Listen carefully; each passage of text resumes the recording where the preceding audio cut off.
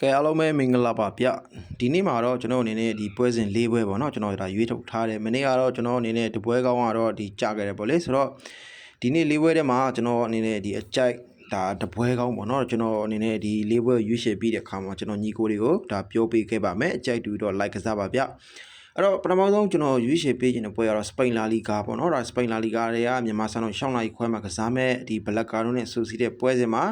ဆိုတော့ဒီပွဲမှာတော့ဒီအင်ရှင်ဘလက်ကာနိုဘက်ကဆူစီတဲ့ကိုဒဲကြေးခေါ်ထားတယ်ဗျဆိုတော့ဂိုးပေါင်းကြေးကတော့နှလုံးကိုအရှုံးဆိုပြီးတော့ကြေးပေးထားတယ်ဆိုတော့ကိုပေါင်းကြီးရတော့ကျွန်တော်အနေနဲ့ဒါကြည့်ရမယ်ဆိုလို့ရှိရင်တော့ဒီနှစ်သိန်းအတွက်ကတော့တော်တော်ကိုညင့်တက်နေတဲ့ဒီကိုပေါင်းကြီးလို့ပဲကျွန်တော်မြင်တယ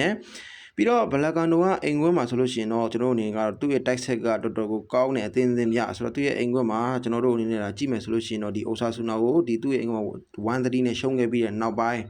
းဒီဘလက်ကာနိုကဒါအခုဒီအိမ်ခွင်းပွဲစဉ်တွေကိုပေါ့နော်လုံးဝရှုံးပွဲမရှိကစားထားတဲ့အသင်းပေါ့လေတပတ်ကဆူစီတက်ကိုကျွန်တော်တို့ဒါပြောရမယ်ဆိုလို့ရှိရင်တော့ဆူစီတက်ကဒီအိမ်ကွင်းရောအဝေးကွင်းရောရှီစွင်းအရင်ကြီးတည်ငြိမ်နေတဲ့အသင်းမဟုတ်ဘူးဗျเนาะဒါခမိုင်းရလေတော်တော်ခက်တဲ့အသင်းပြီးတော့ဘလက်ကာနိုကိုကျွန်တော်တို့အနေနဲ့ဒီကြည့်ရမယ်ဆိုလို့ရှိရင်တော့ဒီဘလက်ကာနိုကဒီပွဲပြီးပြီဆိုလို့ရှိရင်ဒီ Euro Conference League Semi Final သူ့ရဲ့အိမ်ကွင်းမှာပဲဒီ Starboy ကိုသူ့အနေနဲ့ကတော့ဒီအဲ့ခံကစားရမှာဖြစ်တယ်ဗျဆိုတော့ဆိုစီတဲ့အနေနဲ့ကတော့ဒီကျွန်တော်တို့ပြောမယ်ဆိုလို့ရှိရင်တော့သူ့အနေနဲ့ကတော့ဒီပွဲတာနိုင်ငံမှာဆိုလို့ရှိရင်တော့ဥရောပဝင်ခွင့်တနေရာအတွက်ကတော့ဒါအနှဲငယ်တော့သူ့အနေနဲ့မျှော်လင့်လို့ရသေးတယ်ဗျဆိုတော့ပွဲစဉ်ကကျွန်တော်တို့ဒီအရှိမ9ပွဲလောက်ထိကန်သေးရှိသေးတယ်ပေါ့လေဆိုတော့အဲ့ဒီ9ပွဲလုံးကလည်းသူ့အနေနဲ့ကတော့ဒီအခွင့်အရေးရခဲ့မယ်ဆိုရင်တော့ဆိုစီတဲ့အနေနဲ့ဝင်ခွင့်တော့ရနိုင်တယ်ဒါပေမဲ့အခုဆိုစီတဲ့ရှီကိုကျွန်တော်ကြည့်တဲ့အခါမှာပေါ့နော်ဒီအဲ့လိုမျိုးဒီနိုင်မွေးရဖို့ဆိုတာသူမလွယ်ဘူးဗျဆိုတော့တပွဲနဲ့တပွဲကဒီရုံးကန်ရတာချင်းကဆိုစီတက်ကမတူဘူးနောက်ဆုံးအိမ်ကုန်းမှာတောင်မှဒီအမှတ်တအားကိုပေါ်တော့သူ့အနေနဲ့ကတော့ဒီလိုချင်ရဲ့သားနဲ့ဒီဂီတာဖိတ်ကို OG နဲ့သူ့အနေနဲ့ဒီရှုံးခဲ့တယ်ဆိုတော့အဲ့ဒါမှတော့ကျွန်တော်တို့ဒါ position ရရောဒီကိုကန်သုံးမှုရရောဆိုစီတက်ကတော်တော်ကြီးကိုဒါအသာစီးရခဲ့တယ်ပေါ့လေပြီးတော့ဒီကျွန်တော်တို့အနေနဲ့16မိနစ်မှာရခဲ့တဲ့ဒီပင်လက်ဒီလက်မဝင်ခဲ့တဲ့အတွက်ကြောင့်လို့ဆိုစီတက်အတွက်တော်တော်ကိုဒီနှစ်ကဒါတော်တော်ကိုကန်ဆိုးတဲ့ရာသီလို့ကျွန်တော်အနေနဲ့ဒါပြောရမယ်ဗျအဲ့တော့ဒီနှစ်သင်းမှာတော့ကျွန်တော်ရဲ့ဒီအကြိုက်ကိုကျွန်တော်ပြောရမယ်ဆိုလို့ရှိရင်တော့ဒီအင်ရှင်ဘလက်ကာနိုကိုတော့ကြိုက်တယ်ဒါပေမဲ့ဂိုးပေါင်းကြီးကနှလုံးအရှုံးဆိုတဲ့အနေအထားမှာကျွန်တော်ဂိုးပေါင်းအပေါ်ကိုလည်းကြိုက်တယ်ဗျအဲ့တော့ကြိုက်တူတဲ့ညီကိုတွေဒီပွဲမှာတော့ဒီဘလက်ကာနိုဘော်ဒီဂိုးပေါင်းအပေါ်လိုက်ကစားနိုင်တယ်နော်အဲ့တော့ဒုတိယပွဲစဉ်အနေနဲ့ကတော့ကျွန်တော်အနေနဲ့ကတော့ဒီ E3CA မှာပေါ့နော်မြန်မာစံတော်ချိန်9နိုင်ခွဲမှာကစားမဲ့ဒီဂျီနိုအားနဲ့ကိုမိုပွဲလေးပါဒီပွဲမှာဆိုလို့ရှိရင်လည်းဒီကိုမိုဘက်က level ပြေချုံကြေးပေးထားတယ်အော်ဂိုးပေါင်းကြေးမှာတော့နှလုံးကိုအရှုံးဆိုပြီးတော့ဒါဒီပွဲမှာလည်းအဲ့လိုမျိုးကြေးပေးလာတယ်ဗျကိုမိုကအခုအနေထားရကျွန်တော်တို့ကြည့်ရမယ်ဆိုလို့ရှိရင်တော့ဒီကိုပါအရီယာဖလားကလည်းထွက်ခဲ့ရပြီပြီးတော့နောက်ဆုံးဒါ3ပွဲမှာပေါ့နော်2ပွဲဆက်ဒါချုံနေခဲ့တဲ့တပွဲကိုဒါတေးကစားခဲ့တယ်ဆိုတော့ကိုမိုရဲ့ရှီကအစားတုံးကတော့ကျွန်တော်တို့အနေနဲ့ကတော့တော်တော်ကြီးကိုမှဒါမျှော်လင့်ခဲ့ကြတယ်ပေါ့လေဒီအဆင့်ဒါ1-5ထဲဝင်ပြီးတော့သူအနေနဲ့ဥရောပဝင်ခွင့်တနေရာဒီရရှိလိုက်မယ်လို့ဒါတော်တော်များများကကျွန်တော်တို့အနေနဲ့ကတော့မျှော်လင့်ခဲ့ကြပေမဲ့အခုချိန်မှာကိုမိုကပြန်ပြီးတော့ဒါရုန်းကန်နေရတယ်ဗျဆိုတော့ဒါရိုးမဆိုလို့ရှိရင်တော့ဒါသူ့အထက်ကတပွဲကစားပြီးတော့ပေါ့နော်ဒီရမှတ်62မှတ်နဲ့သူ့ရဲ့အထက်ကိုရောက်သွားပြီတကယ်လို့ကိုမိုသာဒီပွဲမှာနိုင်ခဲ့ရင်တော့ရိုးမအထက်ကိုသူလည်းဒါရောက်မှာပဲဘာလို့လဲဆိုတော့ဂိုးဟာကျွန်တော်တို့ကြည့်မယ်ဆိုလို့ဒီရိုးမထက်10ဂိုးလောက်ကိုသူ့အနေနဲ့ပိုတာနေတယ်အဲ့တော့ကိုမိုကကျွန်တော်တို့ဒီနေ့ဒီပွဲစဉ်ရ level အပြုံးဆိုတဲ့အနေအထားမှာကိုမိုကဒီနှစ်ရာသီ CEA မှာ level တစ်ခုရောက်နေတဲ့အသင်းလို့ဖြစ်နေတယ်ဗျဆိုတော့ Inter Milan ပြီးလို့ရှိရင်ဒီကိုမိုကကျွန်တော်တို့အနေနဲ့ကတော့ဒီ ETC-CEA မှာပေါ့လေကျွန်တော်တို့ကကြေးအရာတော့ဒါအမြင့်ဆုံးအသင်းလို့ပြောလို့ရတယ်ဆိုတော့သူ့ကိုတချို့အသင်းတွေဆိုလို့ရှိရင်ကြေးမပေးရဘူးဒါပေမဲ့သူပေးပြီဆိုလို့ရှိရင်လည်းဒါကြေးကတော်တော်ကိုများတယ်လို့ကျွန်တော်တို့ပြောရမယ်တကယ်တမ်းကြည့်မယ်ဆိုလို့ရှိရင်တော့ဒီ Genoa ရဲ့အိမ်ကမှာအနည်းဆုံးကိုမိုရဲ့ပုံစံမျိုးဆိုအနည်းဆုံး level 50-60လောက်ဆိုတော့ဒါအသင်းလို့ကျွန်တော်တို့ပြောလို့ရတယ်ဆိုတော့ level ကိုအပြည့်ရှုံးပြီးတော့သူရှိမှကစားခဲ့တဲ့ပွဲဆိုလို့ရှိရင်အဝေးကွင်းကနေဆဆူတလုံး90နိုင်1သေးဆိုတဲ့အနေအထားတွေအထိကိုမိုကနေပြီးတော့ဒါကြေးချမ်းပေးခဲ့တယ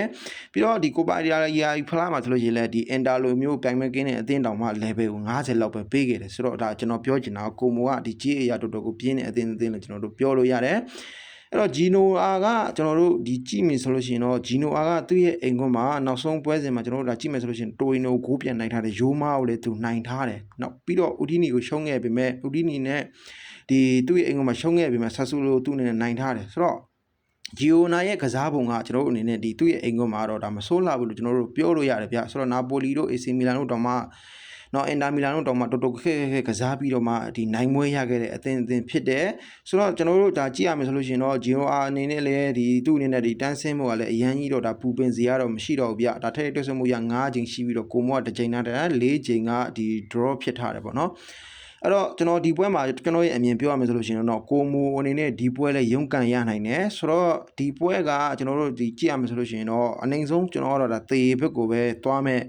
ပွဲလို့မျှော်လင့်နေဗျဆိုတော့ကိုမိုရဲ့ပေးတဲ့ကြေးကကြမ်းပေမဲ့ဂျီယိုနာရဲ့အိမ်ကွန်းမှာကိုမိုအတွက်ကတော့တော်တော်ကိုခက်ခဲနိုင်တယ်လို့တော့ကျွန်တော်တို့မြင်နေကြေးရတော့လွယ်ကူနိုင်မဲ့ကြေးဆိုပေမဲ့တကယ်တမ်းလက်တွေ့မှာတော့ဒါဂျီယိုနာရဲ့အိမ်ကွန်းမှာကိုမိုအနေနဲ့မလွယ်ကူဘူးလို့ကျွန်တော်ကတော့ယူဆအတွက်ကြောင့်မို့လို့ကျွန်တော်အိမ်ရှင်ဂျီနိုအာကိုပဲကြိုက်တယ်နော်တတရားမြောက်ပွဲစဉ်ကတော့ဂျာမန်ပွဲနဲ့လီဂါတဲကဒီဒေါမန်နဲ့ဖရိုင်းမန်ပွဲလေးပါဒီပွဲမှာတော့ဒေါမန်ဘက်ကတော့ဒါတစ်လုံးကိုအရှုံးကြေးပေးထားတယ်ဆိုတော့ဂိုးပေါင်းကြေးကတော့3လုံးကို20ရှုံးလောက်တော့ပေါက်နေတယ်ဗျကဲကျွန်တော်တို့ဒါပြောရမယ်ဆိုလို့ရှိရင်တော့ဒေါမန်အနေနဲ့ကတော့เนาะဒီချန်ပီယံလိဝင်ခွင့်ဒါအတွက်ပဲသူ့အနေနဲ့ကတော့ဒါဦးစားပေးရတော့မယ်သူ့မှာတော့ဒါကျွန်တော်တို့ကြည့်မယ်ဆိုလို့ရှိရင်ဘာမှမျှော်လင့်ခြင်းမရှိတော့ဘူးเนาะဂျာမန်ပိုကဲလည်းမရှိတော့ဘူးဆိုတော့ဒီခေါ်ပါပေါ့နော်ဒီဘွန်းတဲ့လီကလည်းဒါသူ့အနေနဲ့ကတော့ဒီနေ့ဒါဖလားကလည်းသူ့အတွက်ကလည်းလုံးဝမျောလင့်ခြင်းမဲ့ရတော့ပြီပါဗျာဘိုင်ယန်ကဖလားရတာဆိုတော့ဒေါမွန်ကနောက်ဆုံးကျွန်တော်တို့နာကြည့်မယ်ဆိုလို့ရှိရင်တော့နှစ်ပွဲစစ်သူအိမ်ဝင်အဝေးဝင်ရှုံးထားတယ်ဗျဆိုတော့ဒေါမန်ကကျွန်တော်တို့ဒါကြည့်ရတာလို့ပြောမယ်ဆိုလို့ရှိရင်တော့အိမ်ကွင်းမှာလည်းဒေါက်တာကိုမရေရတဲ့ဒီရလက်တွေနဲ့ပေါ့လေနော်အဲ့တော့ဒေါမန်ဘက်ကိုကျွန်တော်တို့ကကြည့်မယ်ဆိုလို့ရှိရင်တော့ဒေါမန်နဲ့ဖရိုင်းဘက်မှာဒေါမန်ကဖရိုင်းဘက်ကိုတကယ်တမ်းကြည့်မယ်ဆိုတော့တကယ်တမ်းကိုငန်နိုင်မှာတကယ်တမ်းကဒေါမန်နေနဲ့ဒီလုံးမယ်ဆိုလို့ရှိရင်အနည်းဆုံးဒီနေ့ပွဲမှာဒေါမန်ကဒီ prime ကို2ဂိုး3ဂိုးလောက်ကတော့ဒါ AC ကစားလို့ရတယ်အဲ့တော့ဒါကျွန်တော်တို့ထွေထူးထူးတော့ပြောမနေဘူးဗျဒါ prime ကတော့ကျွန်တော်တို့အနေနဲ့ကြည့်မယ်ဆိုလို့ရှိရင်တော့ဒီဂျာမန်ပိုကယ်ဖလားမှာတော့ကျွန်တော်ဒါ prime ကိုရွေးပေးခဲ့တဲ့ညီကိုတို့တော့ဒါရကြမယ်လို့ထင်တယ်ကျွန်တော်ကတော့ဒါဘယ်လိုဆိုပြီးတော့ပြောပြခဲ့တယ်အဲ့တော့ prime အဝေးဝင်ကစားတဲ့ပွဲစဉ်တွေကကျွန်တော်ကြည့်မယ်ဆိုလို့ရှိရင် Mexico နိုင်ရတဲ့ Saint Paul ကို 1-2 နဲ့သူနိုင်ထားတယ်ဗျပြီးတော့ဒီ framework ကိုတော့ဒါ 2-0 နဲ့ရှုံးထားတယ်ဆိုတော့အရှင်နေချင်းပြောချင်တာက framework ကိုเนาะဒါသူရင်ကိုယ်နဲ့တိုက်ပြီးတော့ကစားမယ်ဆိုလို့ရှိရင်တော့ကျွန်တော်တို့အနေနဲ့ framework ကိုဒါဒုံးဝင်နေနဲ့အနည်းဆုံး2ဂိုး3ဂိုးလောက်ကတော့ပြတ်ကောင်းပြတ်လိုက်မယ်ဆိုတော့ဒီတဲ့တွေ့ဆုံမှုတွေအရာလဲ